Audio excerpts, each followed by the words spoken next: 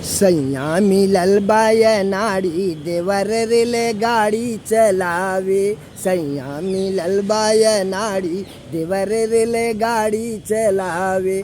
सैया मिलल बाय नाड़ी देवर रेले गाड़ी चलावे। सझम से पी के सूतल बासी वाने। सझम से पी के सूतल बासी वाने।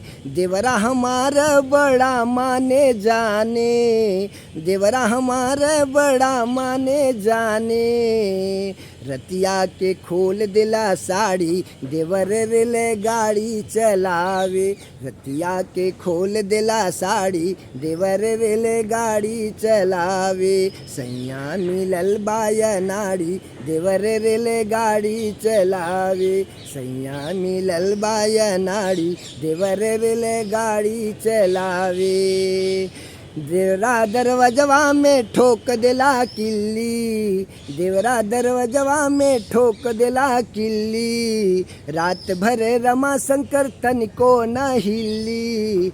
रात भर रमा शंकर तनिको न हिल्ली। रतिया के पी के आवे ताड़ी देवर रेले गाड़ी चलावे। रतिया के पी के आवे ताड़ी देवर रेले गाड़ी चलावे। रतिया के पी के आवे ताड़ी देवर रेले गाड़ी चलावे। रतिया के पी के आवे ताड़ी देवर रेले गाड़ी चलावे। रतिया के पी के आवे ताड़ी देवर रेले गाड़ी चलावे। सैया मिलल बाय नाड़ी देवर रेले गाड़ी चलावे।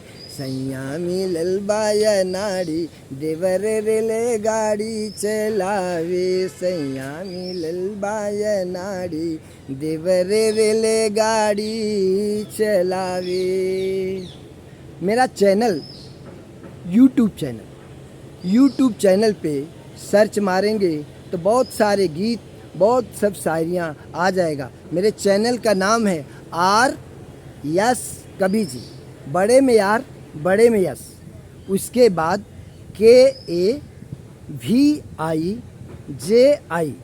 लिख देंगे तो बहुत सब शायरियाँ, बहुत सारे गीत आप लोगों को मिलेगा। ज़रूर पसंद आएगा। दोस्तों, आप सभी दोस्तों को नमस्कार, प्रणाम करता हूँ।